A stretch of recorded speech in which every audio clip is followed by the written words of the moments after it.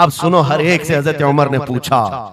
उस देहाती शख्स से पूछा, तीनों की जो बात है वो सबसे ज्यादा इंपॉर्टेंट है आज हमारे लिए। उस कर्जदार से पूछा, तू भाग गया था, अपने घर गया था और यहां मदीने में कोई तुझे पहचानता नहीं था, गया था तो वापस वहीं से वहीं चला जाता कहीं तो तुझे ढूंढना मुश्किल होता। क्या बात है कि तू वापस लौट करके आया इस कर्जे को अदा करने के लिए? वो गरीब इंसान कहता है, अमीरुल मोमिनीन चाहता तो मेरे पास रास्ते थे, उधर से उधर भाग जाता। मुसलमानों सुनो, जो लोग धोखाधड़ी करते हैं और लोगों के पैसे गबन करके खा करके बैठे रहते, वो एक साहबी है, गरीब है, कहते अमीरुल मोमिनीन मैं चाहता तो उधर से भागकर चला जाता, लेकिन दिल में ये ख्याल आया कि अगर मैं चला गया तो बाद में दुनिया ये ना कहे कि मोहम्मद अरबी के गुलाम गद्दार होते, कहीं दुनिया ये ना कहे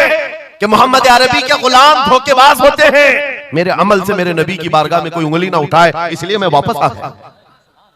दूसरे वो सहाबी को हजरत उमर ने पूछा जिन्होंने जमानत दी थी, अबू दरदा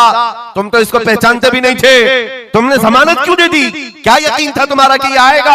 हजरत अबू दरदा कहते हैं, डर तो सबको था, अजनबी को कौन जमानत देता है, लेकिन या अमीरुल मोमिनीन बात इतनी थी, पूरे मजमे में सन्नाटा था, एक अजनबी के लिए जमानत देने वाला कोई नहीं था। मैं सिर्फ इसलिए खड़ा हो गया कि कल को दुनिया ये ना कहे मोहम्मद अरबी के गुलामों में मदद करने का जज्बा खत्म हो गया,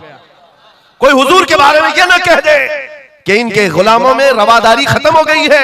लोगों की मदद करने का जज्बा खत्म हो गया। हजरत उमर ने उस सहाबी से पूछा जिन्होंने कर्जा छोड़ दिया, माफ कर दिया, कहा तुम्हारी वजह से तो मुकद्दमा हुआ था, जब वो कर्ज लेकर वापस आया है तुमने माफ क्यों कर दिया? उस सहाबी ने भी कहा, या अमीरुल मोमिनीन चाहता तो मैं ये रकम लेकर चला जाता, लेकिन मैंने भी दिल में ये सोचा कि कल को दुनिया ये न कहे मोहम्मद अरबी के गुलामों में माफ करने का जज्बा भी खत्म हो गया। तीनों का अमल हुजूर से रिलेटेड है,